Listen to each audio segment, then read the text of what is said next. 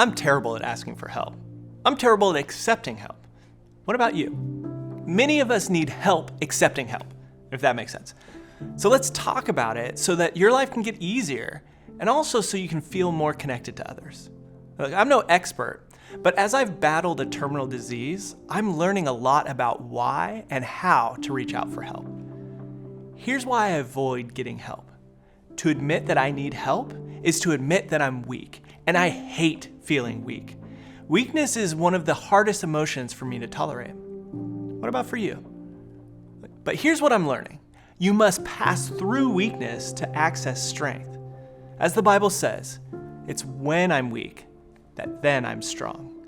It's when you are weak that you can become strong. Yes, you must admit that you need help, and you must admit that you're weak. But admitting leads to achieving. Listen to me. You're weaker than you'd like to admit, but you're stronger than you could ever imagine.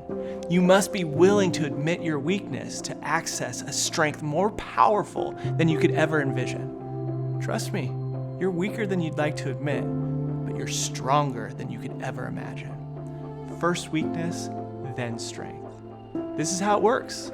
This is how it worked for Jesus. He was born into weakness, poverty, he was displaced, completely dependent on others. But he grew into a strong ministry, taking on corrupt religious leaders and changing the way people saw God. First weakness, then strength. Before Jesus would defeat death through the overwhelming power of God's Spirit, he allowed us to see him at his weakest.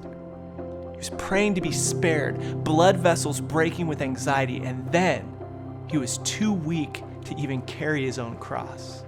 Falling to his knees, not able to go another step, the Bible tells us they came across a man named Simon, who was from Cyrene, and the soldiers forced him to carry Jesus' cross. Jesus himself accepted help at his weakest moment. Simon's help got Jesus to the point where he could accomplish his God-given mission. God's placed a calling on your life, and if you intend to fulfill that calling, you will need to learn to ask for help. If you're going to ask for help, you must be willing to admit that you are weak. But don't worry, you're in good company. May Jesus bless you with more strength than you could ever imagine. First weakness, then strength. Be blessed, my friends.